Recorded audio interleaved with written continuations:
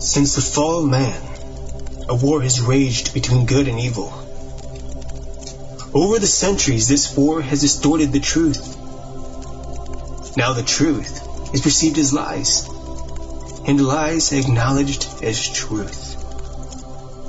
To this day, the battle continues as we investigate and debate the truth behind the history and mystery of the universe. We are Paratruth Radio.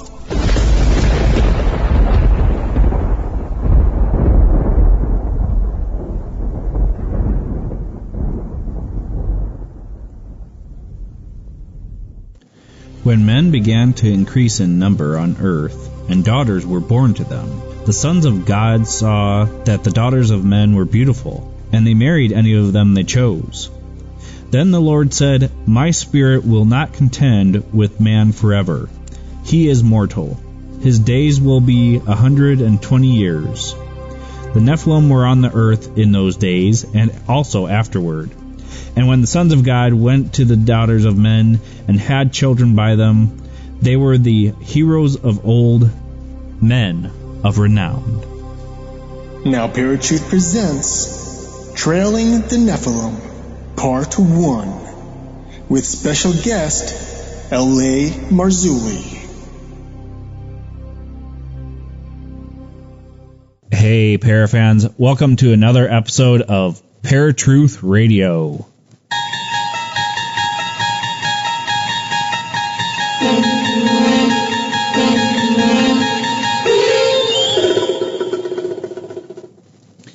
I am once again running solo today.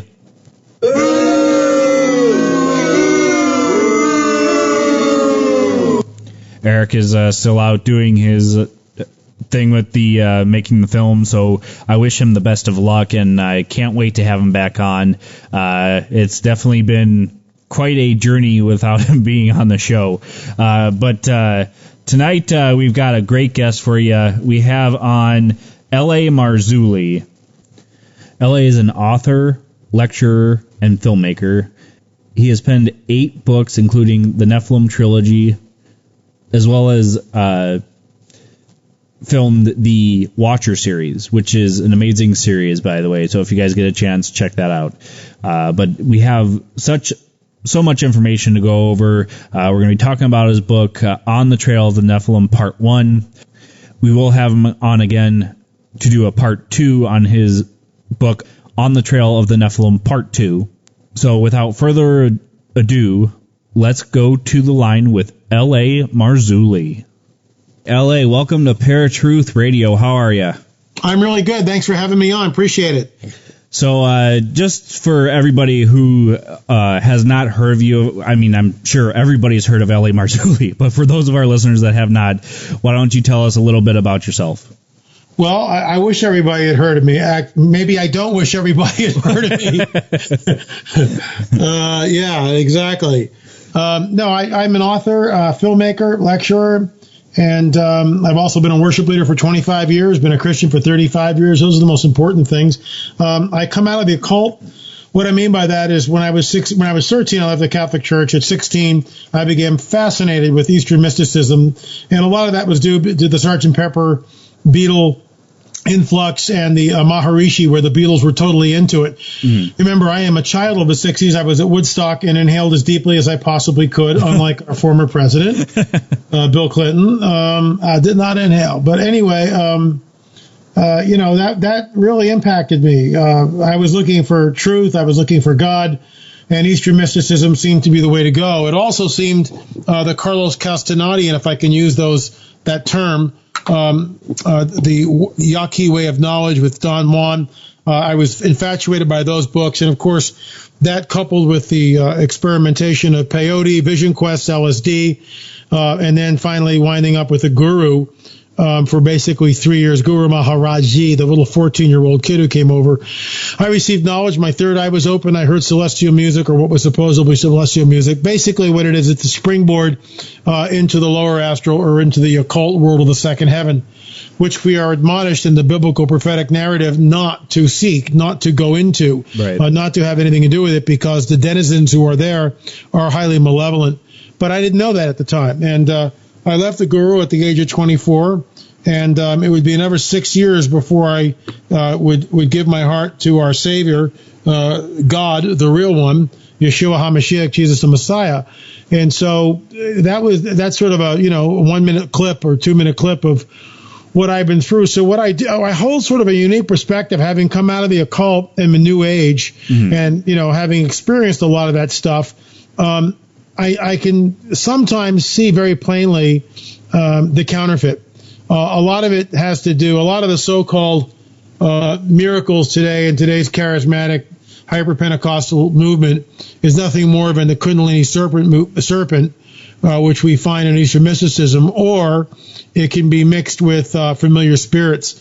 There's some guy, I'm not going to mention his name, who's new guy, young guy, making the rounds now, and he's, basically it's fortune telling. He's calling out personal prophecy for people, and I'm all for personal prophecy, but it's a sideshow. It's a carny sideshow, in my opinion, and I'm deeply suspect of anything like that. Let me say this, that in many of the revivals, and I know I'm going to get flack on this, but I met Pastor John Kilpatrick, and he was the leader of the Brownsville Revival. Over 1 million people, according to his wife, which we spent 2 hours alone in a car with, as she was driving us to the airport. Over 1 million people got saved. Okay, or that's fruit. And was there nonsense and stuff with it? Of course there was.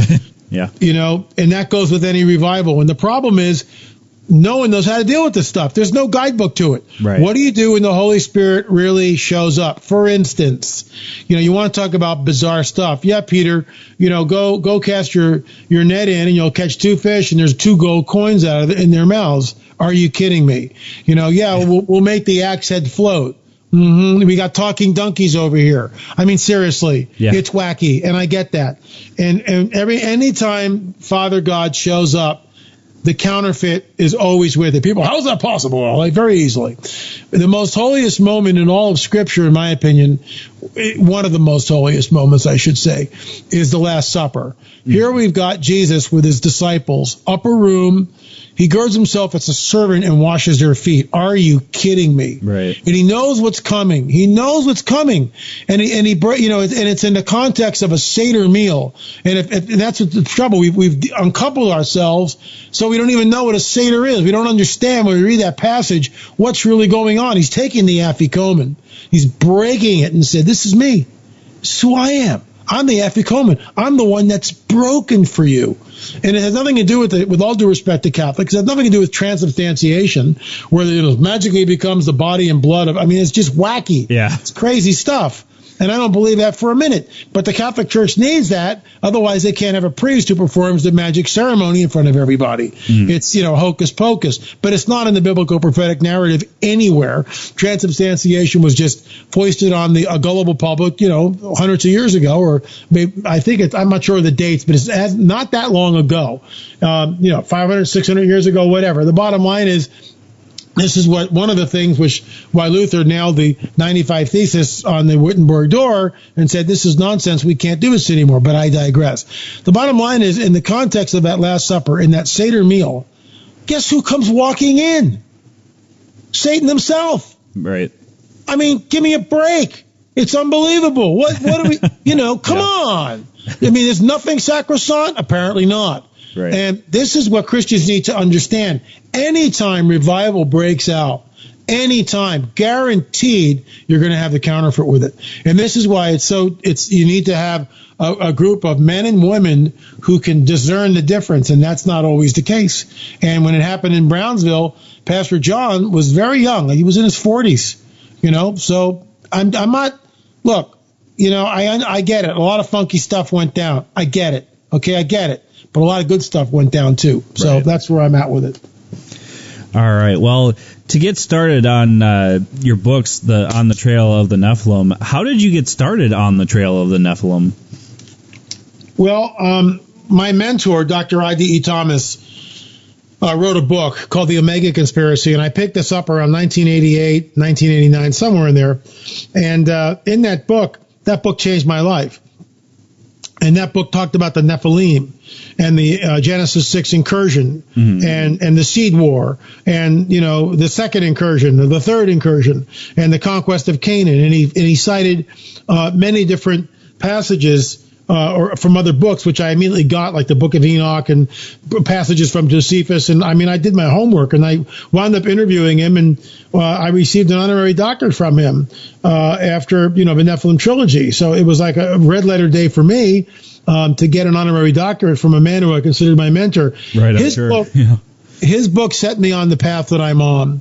If he passed away in 2013, and I think if he was alive today, and to see how far we've carried his work, down just how far we've carried his work, I think he would be pleasantly pleased. I really do. I think he would be proud of the legacy, because I tip my hat to Dr. I.D.E. Thomas. I mean, he's the guy that, with his book, The Omega Conspiracy, sort of started all this. And I'm standing on his shoulders. But On the Trail of the Nephilim, Volume 1 and Volume 2 came because Russ Dizdar called me up and said, "Hey, LA, do you know where you're going?" I said, "What do you mean, where am I going?" I was headed out to Newark, Ohio, to a prophecy conference there. And I go, "Yeah, I'm going to Newark, Ohio." And he starts laughing, and he goes, "No, do you really know where you're going?" And I go, "Russ."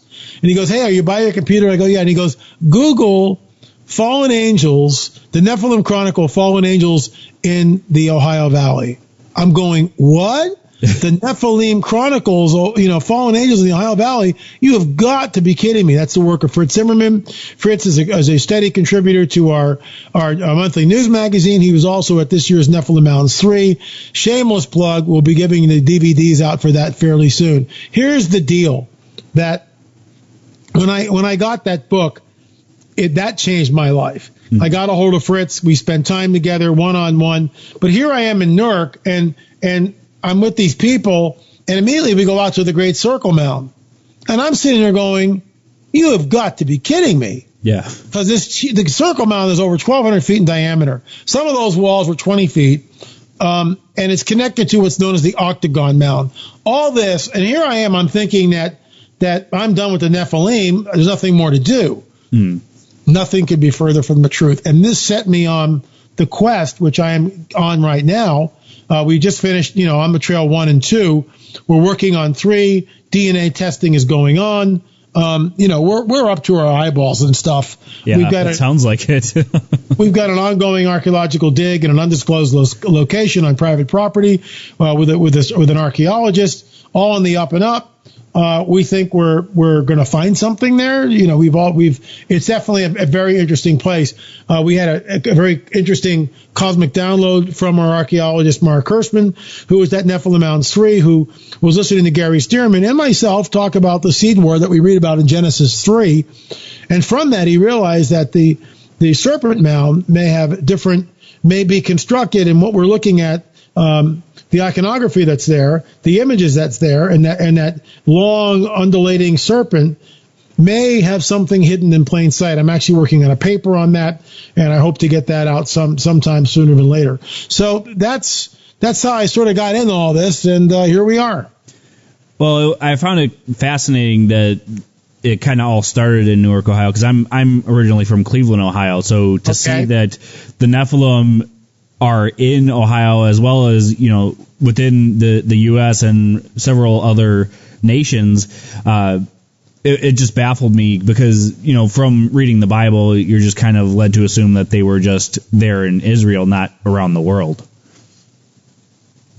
Well, it's everywhere. I mean, and this is what people don't understand, that when you really start getting into this stuff, there is a worldwide cover-up of an agency, first of all, that has technology, and whatever you want to call it, okay? You can call it whatever you want to, but whatever is going on with this stuff, it is completely beyond anything that we know about. It is using technology which we know nothing about, and I'm not making this stuff up.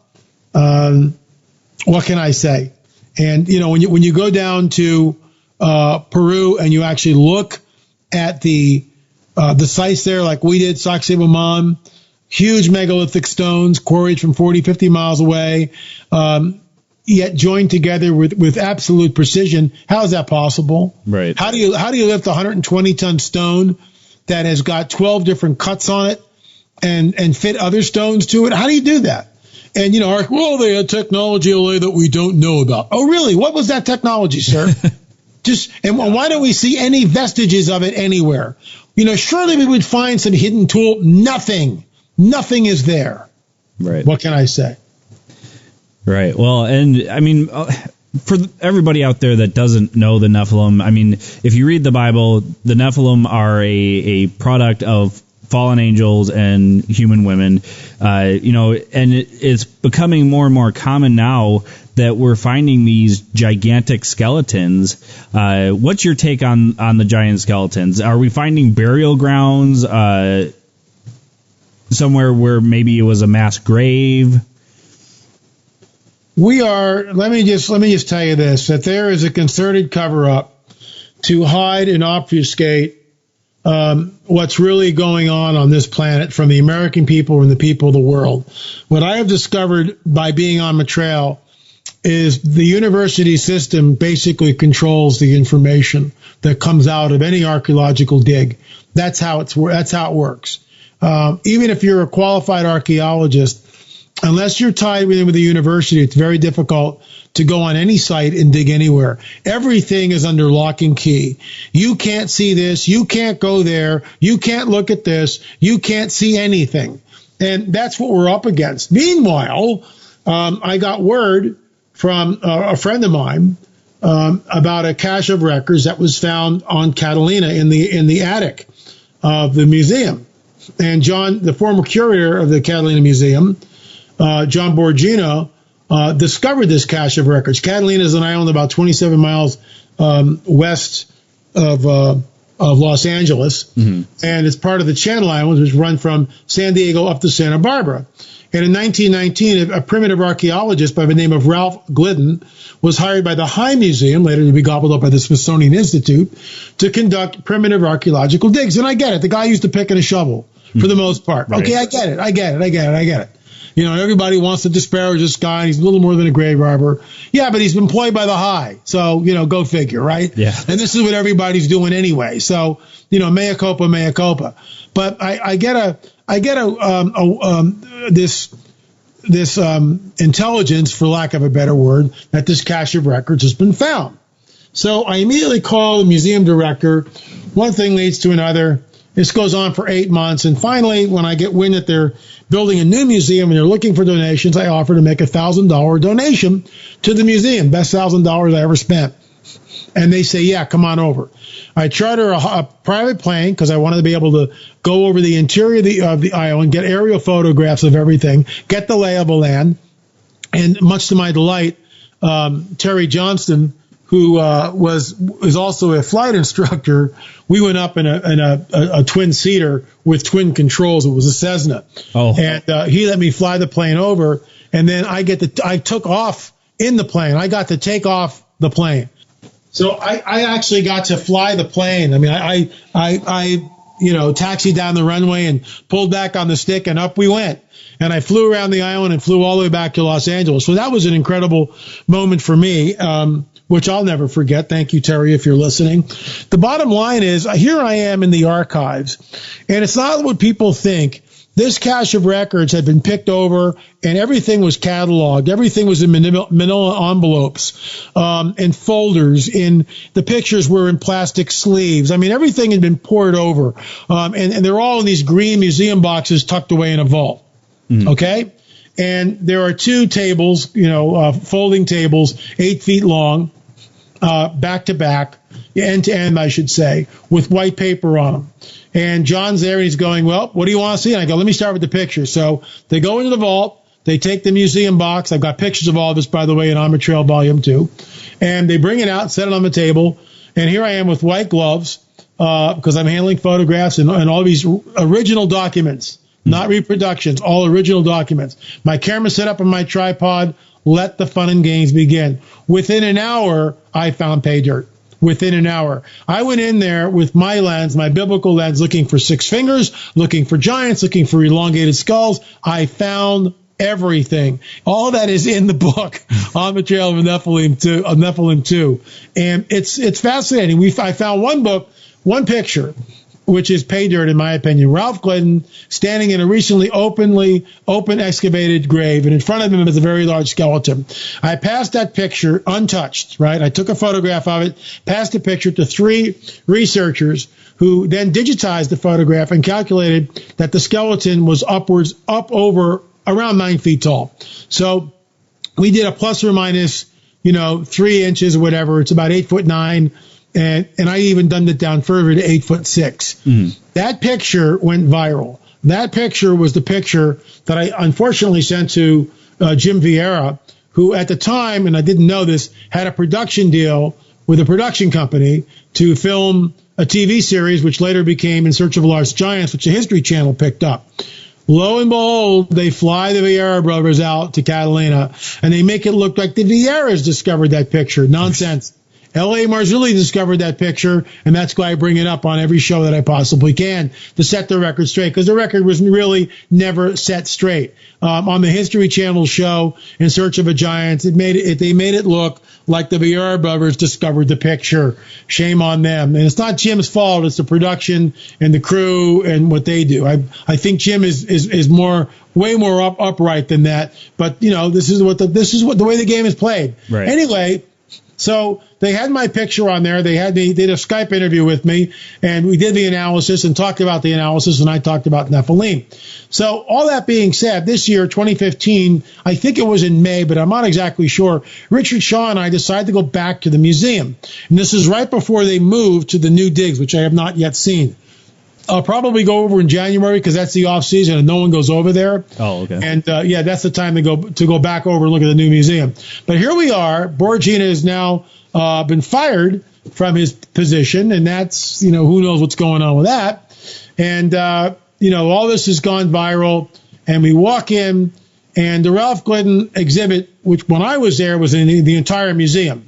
Now it's reduced to one small room, and they've got pictures as you walk in on the left and the right and in front of you, and over to the side there's a little alcove, all with pictures of Ralph Glidden's museum. Skeletons are everywhere, and most of them, of course, are Native Americans. And in front of me, right in front of me, on the wall, is a very large picture, 18 inches high, 2 feet wide.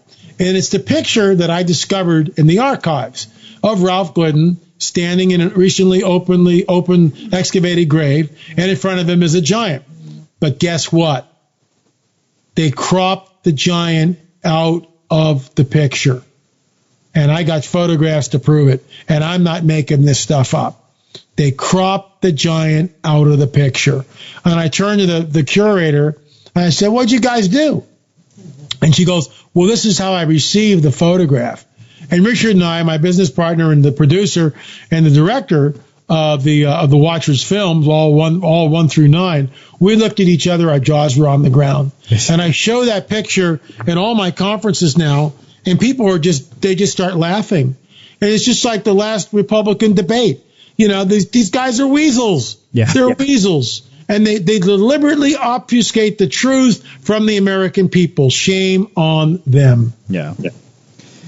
Yeah, it's kind of amazing that secrets are kept, and for somebody else to get the acknowledgement that something you found is so absurd, but yet it happens every day. So on that note, folks, I think we're going to take our first break here. You are listening to Paratruth Radio with my guest, L.A. Marzulli. We will be right back after Eric's Random Fact of the Day. Now, Eric's Random Fact of the Day.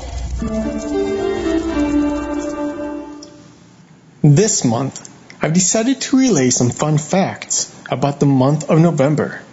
And this particular fact is specifically directed to Justin. Did you know that on November 2nd, 1889, North Dakota became the 39th state of the United States? Well, according to famousbirthdays.com, this is a fact.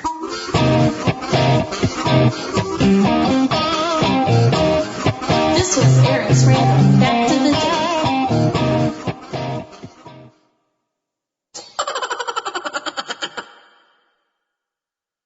All right, folks. Welcome back to Paratruth Radio. My name's Justin, and I've been talking to L.A. Marzulli about his book, On the Trail of the Nephilim. Now, L.A., before we went to break, you had mentioned the elongated skulls that you had found on skeletons. Now, how is that relevant to the Nephilim? Well, very, very much so. What it does, look, let me back up. We are told very specifically here that there's going to be a seed war. We read about this in Genesis 3. Unless we understand the implications and the gravity of the Genesis 3 narrative, we are clueless. We have no idea what's going on, in my humble opinion. These are the participants in that Genesis 3 scene. We've got the Most High God, who is basically telling what's going to happen to Adam and Eve and the fallen cherub, the serpent. And he looks at the serpent and he says, your seed is talking to the serpent. Your seed is going to be at war, at enmity with the seed of the woman. He shall crush your head, you shall bruise his heel. The seed of the woman becomes Messiah. That's the whole he shall crush your head, which happened 2,000 years ago. Mm-hmm. But the seed of the serpent will definitely culminate in the Antichrist and the anti-Messiah. In other words, the Antichrist doesn't go to Antichrist school with 20 candidates and, Bill Clinton gets voted in. It's not the way it works. I'm being light here, folks. Please don't quote me on that. Just being silly. But the bottom line is he is the offspring, the son of perdition, the offspring of the fallen cherub. This Genesis 3 biblical prophetic narrative sets up everything else in the Bible, tells us exactly what's going on. Genesis 6, we see the eruption of that seed war where the Nephilim are on the earth, and this is what's so critical. If we don't get Genesis 3, we'll never get Genesis 6. If we don't get Genesis 6, then we'll never understand what happens with Sodom and Gomorrah and Nimrod at Babel, or certainly we won't understand the mandate from a loving, holy God to go in and wipe everybody out in the promised land. We'll never understand it. The Nephilim are on the earth in those days and also afterwards. And I realize the body of Christ is split over this. There are some who adamantly refuse to look at the Nephilim and, this is impossible. Why would God allow it? Blah, blah, blah. I wrote this all in my book, The Cosmic Chess Match. The protocols of the heavenly war, as my good friend and elder brother Gary Sturman would say, are in effect. And we don't understand the protocols of the heavenly cosmic chess match, the heavenly war. We don't understand all of them. We're not given privy to them. For instance, this is Gary's German, his insight. When the scroll is presented in the heavenly scene in the book of Revelation, there is no one found worthy to open it. There is silence in heaven for half an hour. Finally, the Lamb comes up, and he's worthy to open the scroll. And Gary believes, as I do, that the scroll is an indictment, a legal indictment against the fallen cherub. That's what it is. And against those who have aided and abetted him throughout humanity. It is a legal indictment read in the court of heaven. Now, that's just a glimpse. That's Gary's take on it, and I'm going with it. It makes perfect sense to me. So the bottom line is the Nephilim are on the earth and also afterwards. The sons of God are always B'nai Ha-Elohim, which always refers to the angelic host. The daughters of men are always the daughters of Adam. That's what it is. You can try to tap dance around that. You can torture the text till the cows come home, but that's what it is. And I love these guys who try to tell us that, well, it's really not what it says it is. It's the godly line of Seth and the hoochie mamas of Cain. But that's not what the text says. There are no hoochie mamas in the text. And Seth is not mentioned there. And this is why when we get to Matthew 24 and Yeshua, Jesus tells us it'll be like the days of Noah when he returns, this is what's so important. Is crucial. If we don't understand Genesis 3, Genesis 6, the Tower of Babel, the days of Noah, when Yeshua tells us it'll be like the days of Noah when the Son of Man returns, we have no idea what he's talking about. Right. None at all. It's a seed war, folks, and that seed war is going on even as I speak. There are hybrids that are manifesting. We've heard about them. We've talked about them. It is alarming. There's a breeding program that's going on. We talk about this in our Watchers 7 and Watchers 8. We've got hard physical evidence in Watchers 7. You get this stuff, you'll arm yourself. The new book, Days of Chaos, talks about this stuff. Days of Chaos, Watchers 9, talks about everything that we're hinting about in the program. We are in the most tumultuous, unprecedented time in all history, in my opinion. And I 100% agree. I mean, there's so much going on right now that kind of lines up with biblical prophecies. Some of it does, some of it doesn't. Just depends on where you're from and what you believe. But, yeah, I mean, there's so much lining up right now that, to me, it's hard to ignore what the Bible says and what's happening today. So a little bit about the elongated heads.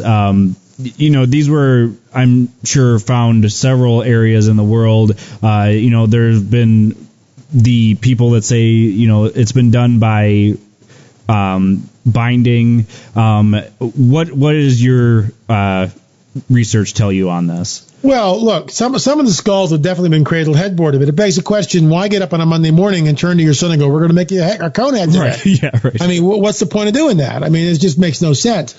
It is our contention that some of the skulls are cradled headboarded, but others are not.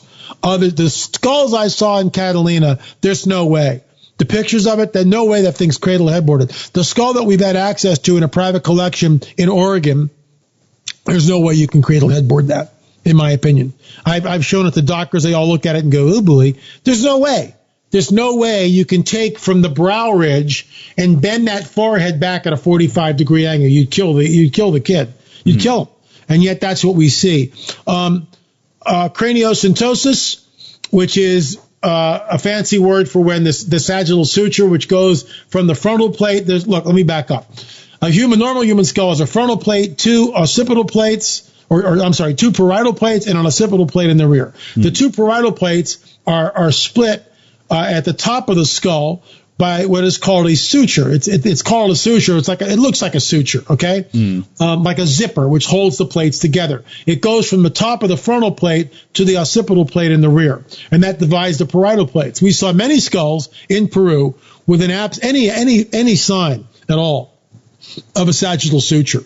And of course, there is a disease called craniosynostosis, which shows that the sagittal suture disappears over age. However, the dentition that we have from one of the skulls was a 26-year-old female, and craniosynostosis doesn't happen until later on and much later on in life. So why the plethora of the lack of a sagittal suture? Why are we seeing skull after skull after skull without a sagittal suture? Right. Look, in my opinion, there's an outside agency that's manipulating the genome. That's what's going on here. There's an outside agency that's manipulating the genome. And it is beyond the pale. It is unlike anything I've ever seen. Now, going from the Bible, we see the Nephilim come to pass, and we see the flood that supposedly kills everything. A lot of theories is that the Nephilim survived. How do you think they survived the flood? Well, I think it's very simple. I think that this is why the biblical narrative is so. I mean, you either believe it or you don't. If I tell you that I'm going to build houses now and also afterward, what does that mean to you? Well, I mean, what does that mean? It means I'm building houses now, right? But I'm also going to build a house later on, right? Right? I mean, that's what it means. And the Genesis 6 account is, I can't say it any clearer. The Genesis 6 account says the Nephilim were on the earth in those days and also afterwards. When the sons of God saw the women of men, had children by them, these were the men of renown, and Nephilim were on the earth, the whole deal. And also afterwards. Moses is writing the Tanakh, specifically the Torah, thousands of years after the flood. Why would he write that? He would just write the Nephilim were on the earth in those days, the days of Genesis 6. But he doesn't say that. And because he knew, as did all the rabbis and everybody else, that the Nephilim were on the earth. The sons of Anak, the Nephilim. People torture this, and the reason why they torture it is because they don't have the correct supernatural worldview of the biblical prophetic narrative. and they want to dumb it down. Oh, they can't do it more than once. That's it. There's somehow I'm going to make this up as I go along, but the fallen angels, they only can do it one time. Where does it say that? It doesn't say that.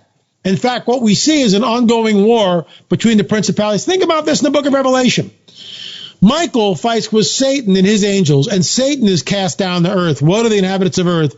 Because the dragon, Satan, the fallen cherub, blah, blah, blah, is cast down to earth. He can't get back into the second heaven. Man, is he ticked off because he knows his time is short. I mean, that's a war.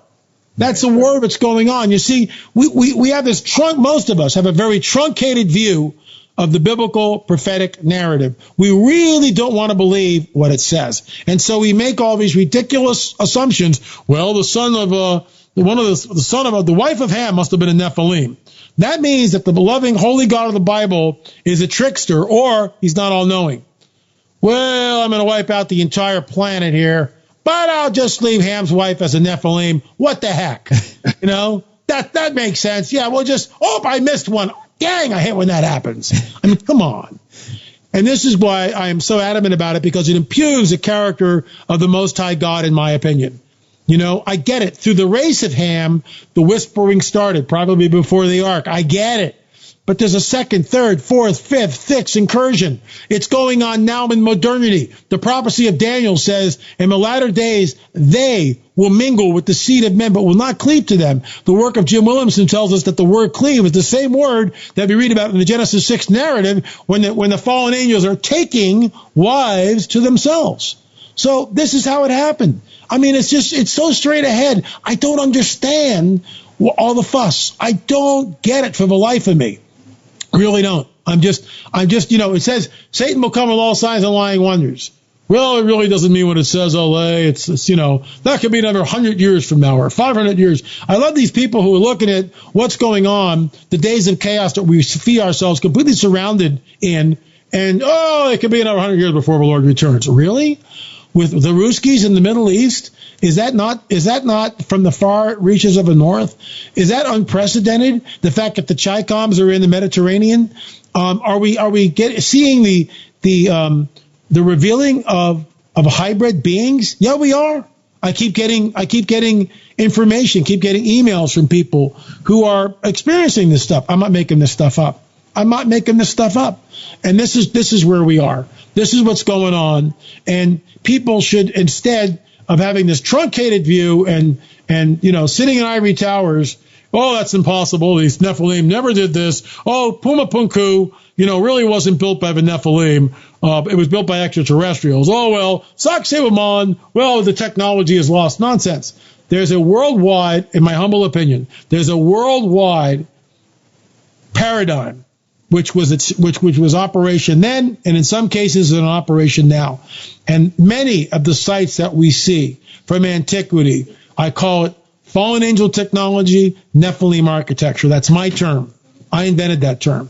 Fallen angel technology, Nephilim architecture, because that's what it is. When you're down in Peru and you look at Sacsayhuaman, Ollantaytambo, the incredible city of Corral. When you go to Teotihuacan, and I've stood there at the Pyramid of the Sun and just looked around and went, where did this technology come from? Yeah. Who gets up on a Monday morning and builds the largest pyramid on the planet, and it's larger than Giza? The base, it's not higher than Giza, but the base is larger than Giza.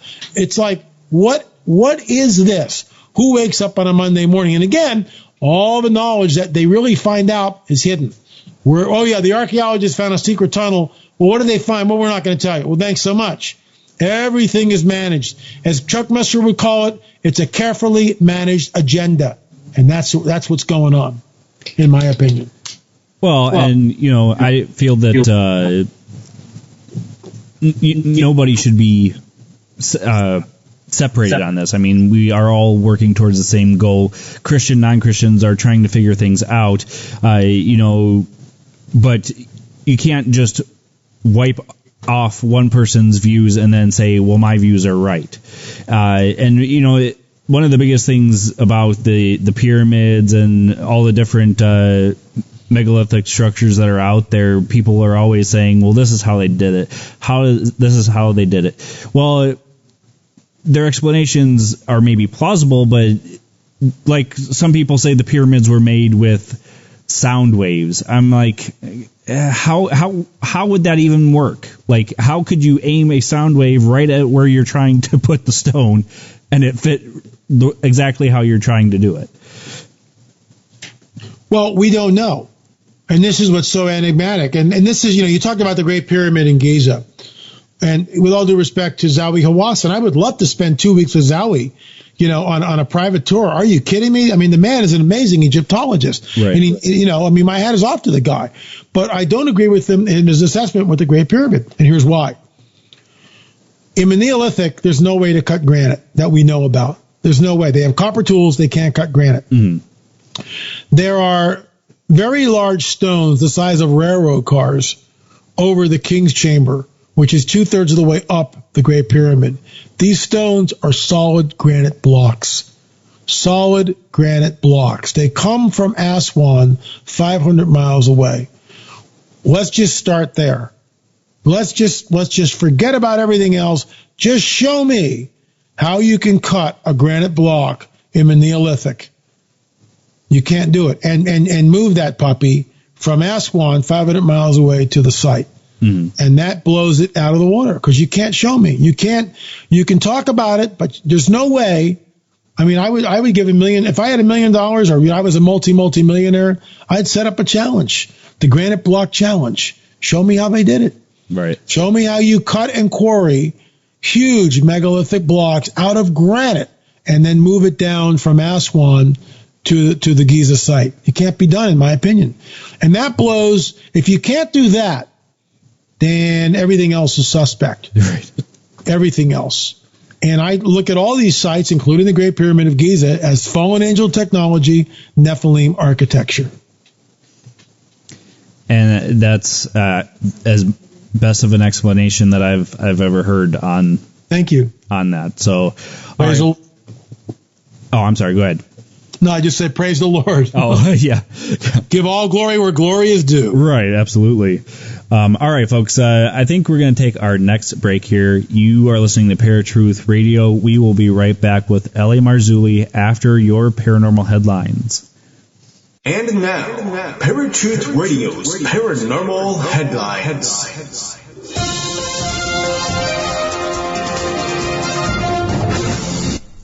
How's it going, Parafans? Justin here with your paranormal headlines. And these headlines are from unexplainedmysteries.com. Mystery surrounds Kazakhstan geoglyphs. Archaeologists have long struggled to explain the nature and origins of the ancient steppe geoglyphs. Dating back up to 8,000 years and sprawled across the vast areas of northern Kazakhstan, these remarkable earthworks remain one of the most enduring archaeological mysteries of recent times. Even with the help of NASA, which has been aiding in the investigation by making it possible to take high-resolution satellite images of the region, researchers still don't know who constructed them, how they were built, or what their original purpose was. The first of the geoglyphs was identified back in 2007, and since then, a total of 260 have been found scattered across the country. Some of the formations look a bit like crop circles, while others consist of intricate patterns and shapes, some even covering an area of over 810,000 square feet. Thousands of years ago, the region was home to nomadic Stone Age tribes who were unlikely to have built the geoglyphs because they had never stayed in one place long enough to do so. The idea that foragers could amass the numbers of people necessary to undertake large-scale projects like the Kazakhstan geoglyphs has caused archaeologists to deeply rethink the nature and timing of sophisticated large-scale human organization as one that predates settled and civilized societies, said University of Winnipeg archaeologist Persis B. Clarkson. North America, home to millions of coy wolves. A new wolf-coyote hybrid species is starting to take over and could already number in the millions. There's something unusual roaming the wilds of Canada and the United States, a four-legged canine that is similar but in many ways superior to native wolves and coyote populations. A crossbreed between wolves and either coyotes or domestic dogs, the aptly named coy wolf, has come about due to the increasing lack of suitable mates for wolves in the wild. Unlike their parents, however, these hybrid animals are more muscular, have bigger jaws, and are generally larger, meaning that packs of them can take down much larger prey. In recent years, researchers believe that the number of coy wolves in North America has increased substantially, and that there could now be several million of them across the continent. The Northeast has seen the largest growth in population of these animals, and it is no longer unusual to find them wandering into urban areas such as Boston, New York City, and Washington, D.C. What will ultimately become of the native wolf and coyote populations, however, remains to be seen.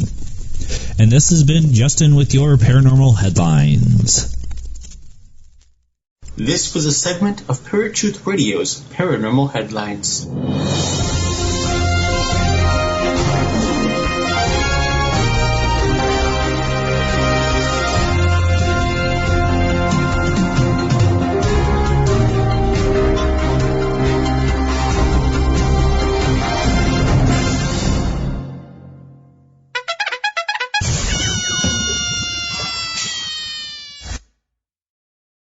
All right, folks, welcome back to Paratruth Radio. My name is Justin, and I've been talking to L.A. Marzulli about his book, On the Trail of the Nephilim. And so we were talking about the skeletons and the different megalithic structures. We are getting close to the end of the show here, so I wanted to ask you if you could tell anybody anything about this different evidence that you're finding about the Nephilim. What would you tell them? I would tell them that there's an outside agency that's been manipulating the genome for thousands of years, just like the biblical prophetic narratives tells us will happen. And, there it is. I mean, it's like right there, Genesis 3. It is everywhere. They're continually finding more skeletons, more evidence that something is going on. And, the powers that be, the university system, the archaeologists, the Darwinists control the information. And I realize that sounds like a right-wing conspiracy, but it is. There is a conspiracy to keep this information from the general public. What's interesting is, and let me just see if I can find something. I want to read you something if I can find it quickly. Yes, here it is. Hold on. I just want to read this to you. This is from a book that if you're studying to be an archaeologist, you read this in the first year. Mm-hmm. So this is talking about the mound builders in Ohio, where we are working on right now. The mound builder controversy continued to smolder through the 19th century, pitting those who believed in an exotic explanation for the earthworks against more sober scholars like Samuel Haven of the American Antiquarian Society, who argued that the artifacts in the mounds often bore a resemblance to those used by living Native American groups. Writers churned out dozens of literary fantasies about the mound builders, writing about white people of great intelligence and skill who had waged wars of conquest over the Midwest thousands of years ago. These racist theories had no foundation in scientific fact, but it was not until the 1890s that Cyrus Thomas of the Bureau of American Ethnology proved beyond all reasonable doubt that the mounds were in fact of Native American manufacture. Guess what? That's just not true. And when you talk to Native Americans, as we have, they'll tell you that we didn't build these mounds. They were here when we got here. So is this an out-and-out lie? The diffusionists or the isolationists in archaeology will try to tell us that. And let me just read this real quick here. They're talking about the idea of diffusionists versus isolationists. The isolationists believe that people migrated extremely slowly, that people aren't curious, that they stay in one place and don't move around. So the author writes, not that this deters the lunatic fringe who still write of epic voyages and lost civilizations buried under Antarctic ice, to say nothing of ancient astronauts landing on Earth and creating ancient Maya civilizations. By the 1920s, both unilinear evolution and diffusionism were discredited. Explanations for the past as archaeology became a full-fledged scientific discipline. May I just point out to you that with all due respect to this author, that Thor Heyerdahl in Ra and Kon-Tiki is the one most people know about, but in Ra, he completely blew that out of the water. Guess what? You can build a papyrus boat which the Egyptians could have done, put a sail on that baby, sail out of a delta, the Nile Delta, into the Mediterranean, and without doing doodly squat, other than just pointing your sail where the trade winds blow, you will wind up in Barbados, in the Gulf of Mexico. That's where you wind up. And this is precisely what diffusionism is all about. We believe that people want to see what's on the other side of that mountain, and they will do epic sea voyages. And yes, there were lost continents. How do you explain Sacsayhuaman, with all due respect? How do you explain, and this is why it's so dishonest, but this is the party line. I tell you one other thing. I had a conversation with a tenured professor at a major university, and I asked him or her, what do you say to medical professionals from the 1920s who were there when these giant skeletons were exhumed? And they measured them because they knew how to measure. They had anatomy. It's only the 20s. It's not that long ago. And they were claiming that these skeletons were well over 9, 10, 11, 12 feet. And you know what the answer was? That these medical doctors did not know how to measure. I'm not making that up. I'm not making that up. That's all they got. And this is why when we go to the museum in Catalina, to get back to on track here, the picture of Ralph Glidden standing in a recently excavated tomb from 1919 on Catalina Island, showing the evidence shows from 3 different experts who looked at the photograph, analyzed the photograph. There was no collusion till all 3 presented their evidence to me, told us that there's a 9-footer there, and yet we see that the evidence is cropped from the picture. It's deliberate. It's deliberate, Justin. Right. And it will always be deliberate because they're trying to hide the truth. I completely 100% believe that. All right, Ellie, it was an honor having you on. I did want to give you a chance to tell everybody where they can find you, find the books, all that great stuff. Go to lamarzulli.net, lamarzulli.net, www.lamarzulli, M-A-R-Z as in zebra, U-L-L-I, lamarzulli.net, and there's all sorts of neat stuff there. The holidays are coming up. You know, you want to wake up people? Buy the Watchers 8-box set. All 8 Watchers. Buy Watchers 9, The Days of Chaos. Check out On the Trail of the Nephilim, Volume 1 and 2. Tons of products there. Look at the photographs and avail yourself of what I believe is cutting information. All right. Thank you so much. I'm glad that we were able to have you on, and I am looking forward to having you on for part 2 of On the Trail of the Nephilim. But until then, have yourself a good day, and I will talk to you soon. Thanks so much, Justin. Bye-bye. All right, folks, that was L.A. Marzulli. Such a great guest. Definitely check out his website, lamarzulli.net, as well as his books, On the Trail of the Nephilim, Part 1 and Part 2, as well as his Watcher series. We are going to have him on, like I said earlier, again, to talk about On the Trail of the Nephilim, Part 2. So much more information to get out there. Truthfully, I never knew much about the Nephilim until starting to do some research myself to do the show today. So definitely going to be an excellent show to follow up on that. But next week we have Mary Sutherland, author of Haunted Burlington, Wisconsin. So that's going to be a great show for you guys. Stay tuned for that, as well as the follow-up with L.A. Marzulli. We've got a bunch of great things coming for you guys, some big things coming for you, so stay tuned every week.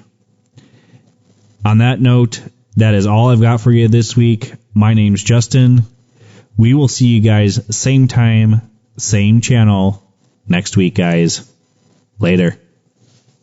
If you enjoyed this episode of Paratruth Radio and you would like to listen to it again, or are interested in listening to any of our past episodes, then you can listen to them on HD at our website, paratruthradio.com.